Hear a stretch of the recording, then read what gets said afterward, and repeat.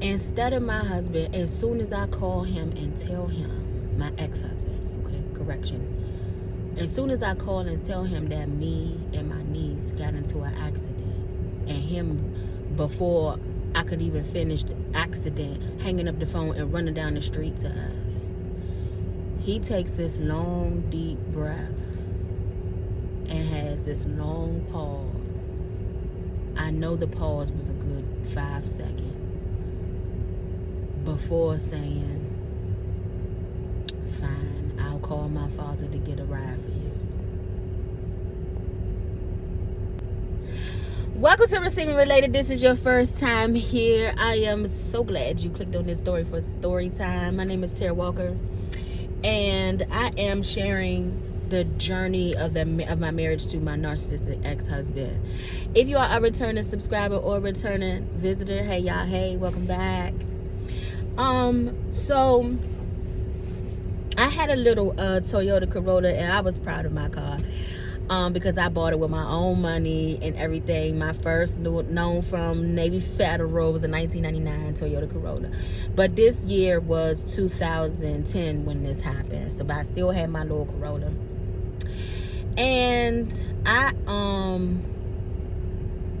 told my ex-husband that I was going to go visit a friend, okay, and so but this night was a church night, because on Friday nights we used to go to my old pastor used to have church service on Friday nights, and so we and him was getting into this argument about that, because I had started basically like kind of like putting my big girl panties on, and I was just like, you know, I'm gonna do me, you know what I'm saying? I'm not gonna keep doing whatever you want me to do, you know. This is my vehicle, you know, always has been my vehicle.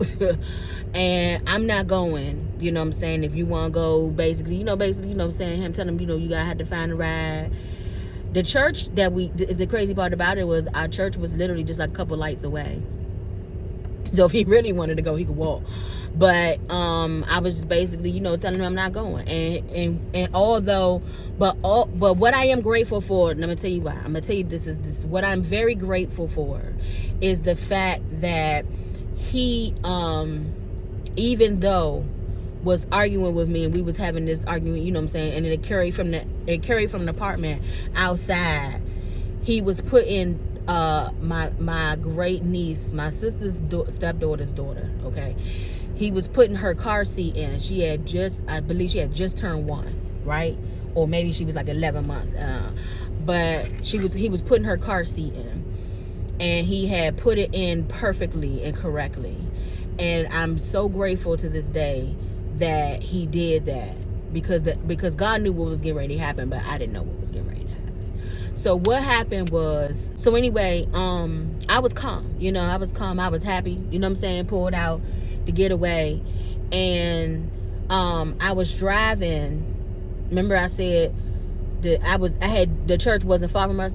I actually had just passed the light where you would turn to if I was going to church. So this is Pennsylvania Avenue that I'm on, right? If you're in PG County. And so I'm on Pennsylvania Avenue. I'm going towards Upper Marlboro. This is where the person lived at the time. And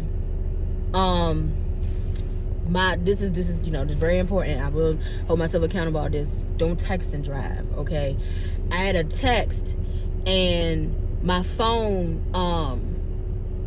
dropped. My phone fell. That's what it was. My phone fell, and I was trying to pick up to see what the text was, but it was like I've been driving this road, or I know this road all my life, because ironically, literally just a street over from where I lived in these apartments, I grew up in that house over there. So I did a circle around the Beltway, and I end up back in the area that I grew up in for 15 years, right? So I know these lights, I know this, you know, the area that I'm at, I know like the back of my hand. It's almost like this truck appeared out of nowhere. I'm not even lying. It's just like, I don't know, maybe he was in another lane at one point, and then he got into my lane, but I didn't see him because I had bent down to pick up the phone. I didn't see him until the last minute. And so I was at a certain speed, because remember, I know these lights, I know when to start braking and everything. But it was like I said, it's like he appeared out of nowhere. I kid you not. And he had a pickup truck, and I right, and so I was able to turn my vehicle so that I didn't smack into him like head on, but the left corner of my, what you call that, the front of the, I guess is that the grill? the left corner of my grill hit the right back of his bumper. But my little Toyota Corolla, his truck, you know, the impact was pretty hard. My airbag blew out of my side, driver's side. The airbag blew out of the passenger side. And the only thing that I didn't even care about myself. The first reaction naturally that I did was turn around and see if my great niece was okay. And she was okay. She was fine. She just was, she had a look on her face like she could tell something was going on. It was like a delayed reaction. She wasn't crying, but she was looking like, and then maybe like 10 seconds later, then she kind of like, kind of like whined or whatever. But she was still okay, still strapped in and everything. And it didn't even look like she moved. I get out, I open up, take the seatbelt off. The seatbelt had the impact of the what do you call this? The thing that blows out, I just said it, was so hard that it imprinted the seat. I had an imprint of the seatbelt on going across my chest. Thank goodness I had my seatbelt on, right?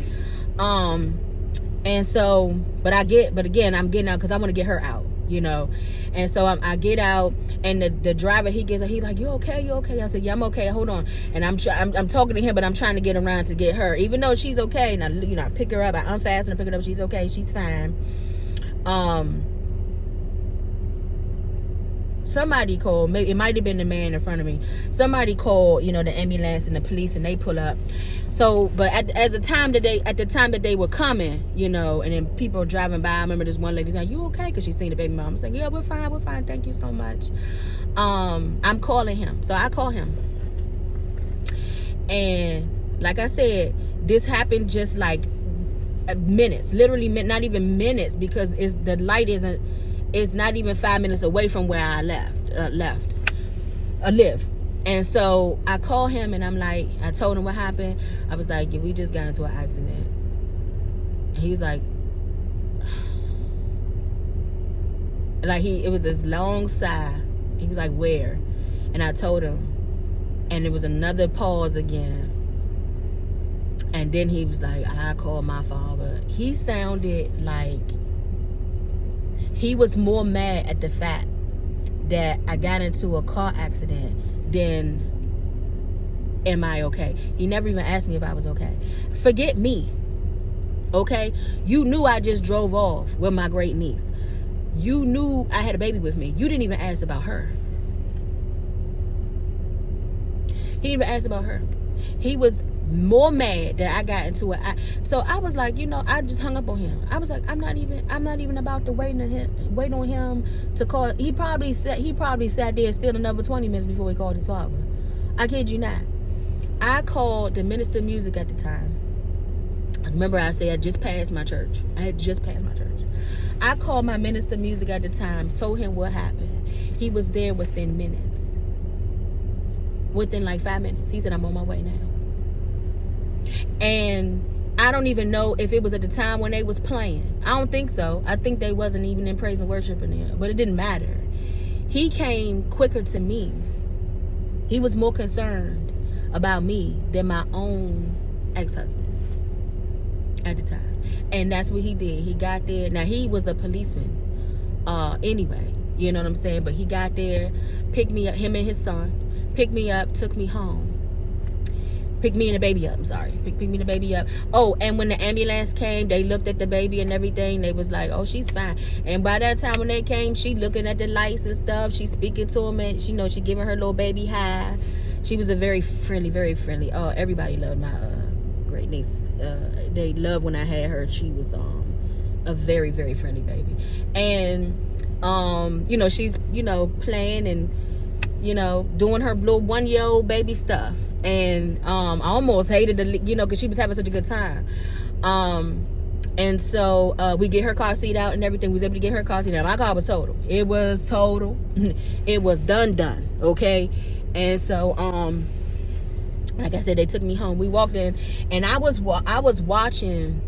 I wanted so bad for them to see what I deal with. You understand what I'm saying? So I was watching his reaction. I was watching my minister music face as my ex-husband, because I wanted them to see. I really did. I wanted them to see what I'm dealing with. But remember, narcissists, they put on a front. You know what I'm saying? I didn't even tell him that he was coming to pick me up. I didn't even call him back and tell him nothing. I just came home, right? And so of course he's shocked to see me standing there, and I'm shocked because he's still there. You know what I'm saying? But anyway, I shouldn't have been shocked. But I could see the minister of music looking at him like, you know, why wasn't you there? Like, why didn't you run out of the house? Like, you know what I'm saying? Like, why didn't you call me or something? You know what I'm saying? It's almost like I can read his mind, so to speak. But I wanted that to happen because people did not know the person I was dealing with. You understand what I'm saying? So they stayed for a little bit, made sure we was okay, and I kept telling them I'm fine. But what it was, and I was fine at the time, but the adrenaline had not hit me yet. I mean, the adrenaline had not worn off yet, right? And so what happened after they left, though, then he turned back on, you know what I'm saying? He turns on his charm while he there and everything, you know. Oh, I'm so glad she okay, type, all this foolishness, right?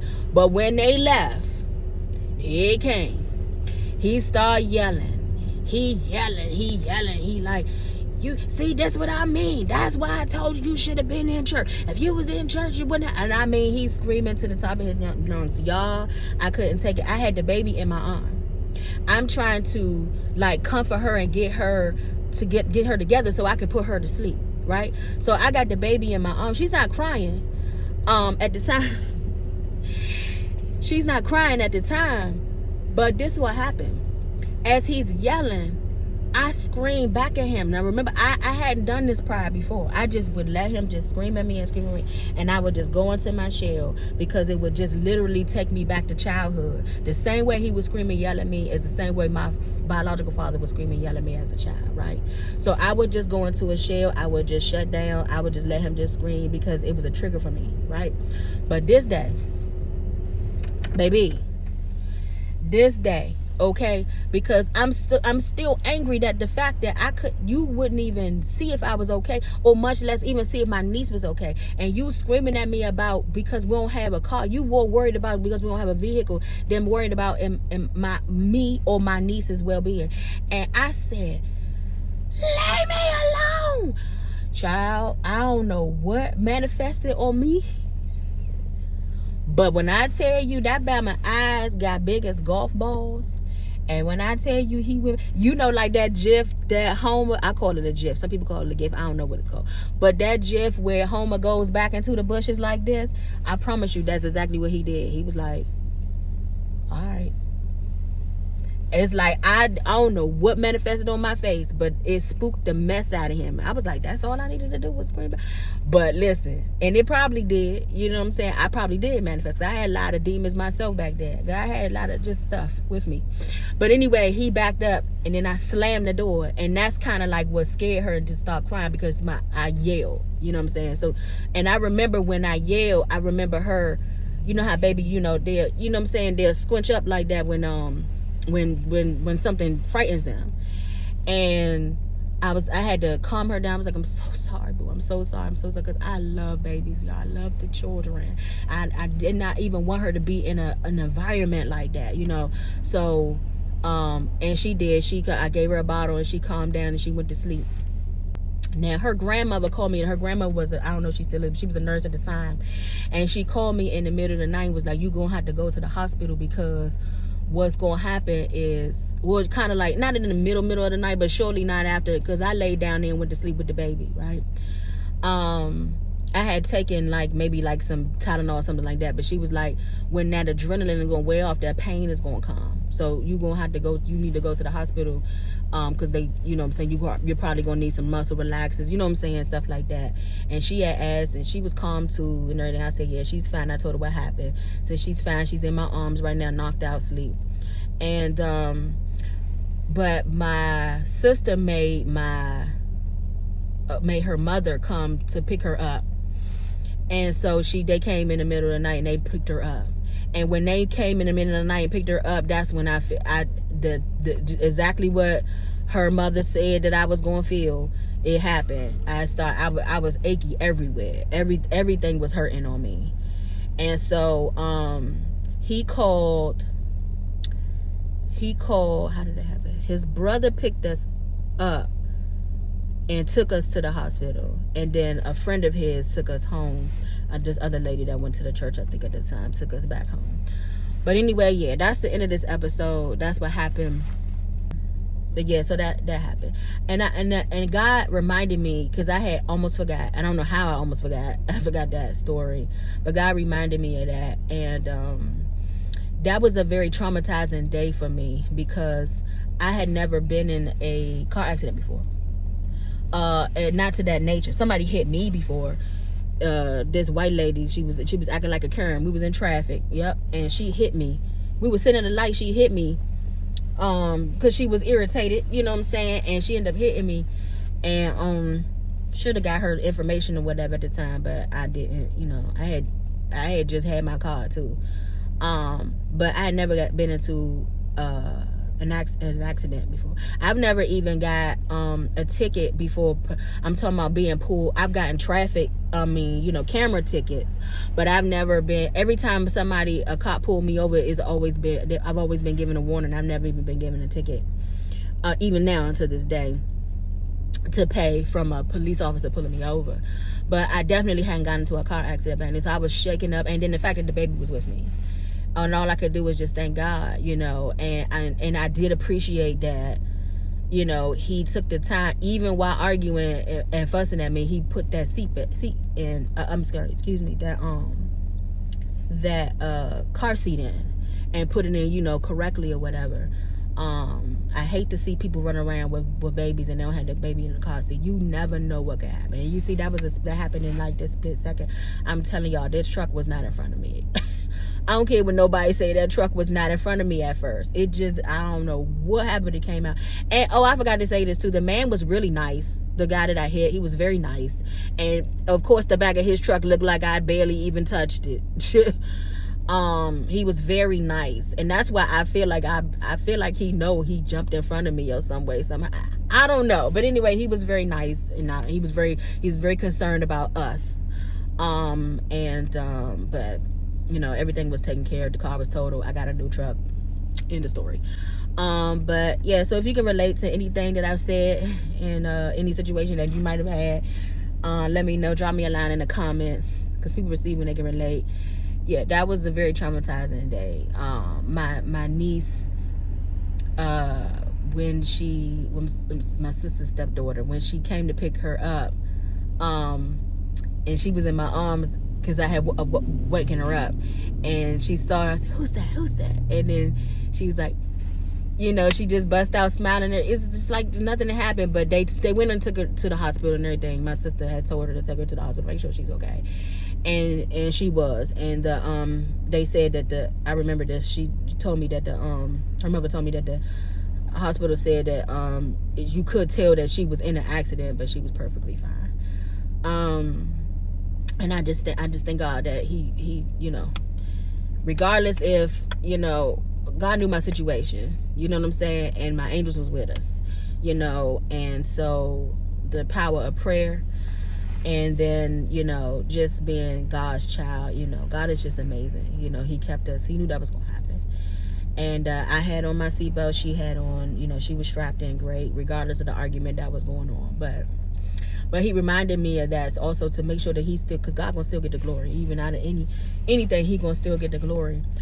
But yeah, the fact that the Bama, he was more mad about the car being totaled than my well-being.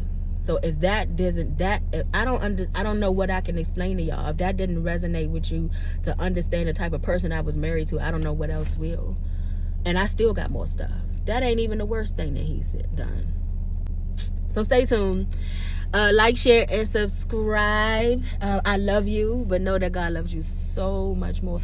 Don't deal with these people, y'all. Don't deal with these people. Don't make my mistake and stay with these people and then keep staying with them longer than you should be, okay? I have created an ebook. I will pin it down in the comments below. It's called Tara's Tips to Break Free from Narcissistic Traps. I teach you how not to deal with these people, okay? I teach you how to recognize and acknowledge the red flags. Don't ignore the red flags. I teach you the different traits of narcissists. I teach you how to implement your boundaries. And then I teach you how to heal with scripture. Because at the end of the day, we need to break these cycles so you won't keep allowing these people in your life, okay? I will see you on the next episode. Love y'all. Bye.